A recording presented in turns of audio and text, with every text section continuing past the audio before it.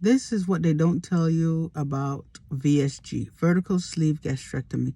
When you have vertical sleeve gastrectomy, yes, your stomach is 80% smaller, right?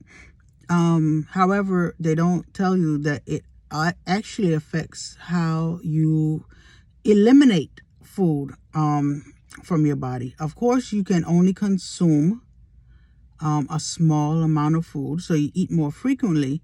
However, they don't let you know that that smaller amount of food actually affects when it gets to the rectum. The rectum is right before the anus, after the large intestines, between the large intestines and the anus. And the rectum works by expansion. When stool gets deposited into it and it expands and it sends the signal, the stool goes close to the sphincter, a muscle, to keep whatever's in until it's time to come out. And it sends a signal to your brain that it's time to eliminate.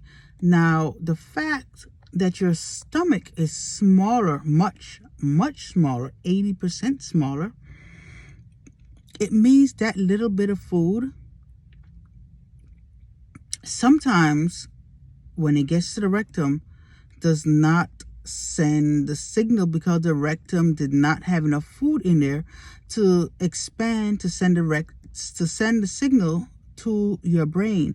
So when they tell you that if you were used to having a bowel movement every day, they don't explain it the way how I'm explaining it. I'm explaining it like this because they didn't explain it to me for me to understand, and I'm a curious person and I want to know exactly why something works, not just tell me, oh, don't worry about it. No, I need details.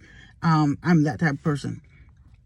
So when it doesn't send the signal because there's not enough food down there in the rectum, behind the sphincter, which is the muscle, before it actually goes into the toilet or however you use the bathroom. And so when they tell you that if you're used to having a bowel movement every day, it might be longer. That's a possibility, unless you have other GI issues like I do. That's a possibility, a huge possibility of why you're used to having a bowel movement every single day, and after you have VSG, it's not the same because there isn't enough food left over in the intestines to expand the rectum. That's why it's highly suggested that you increase your fiber slowly.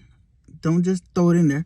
Increase your fiber slowly to create more bulk, heaviness, more density to the stool, so you can have more frequent bowel movements. Because me personally, listen, I don't like to be full of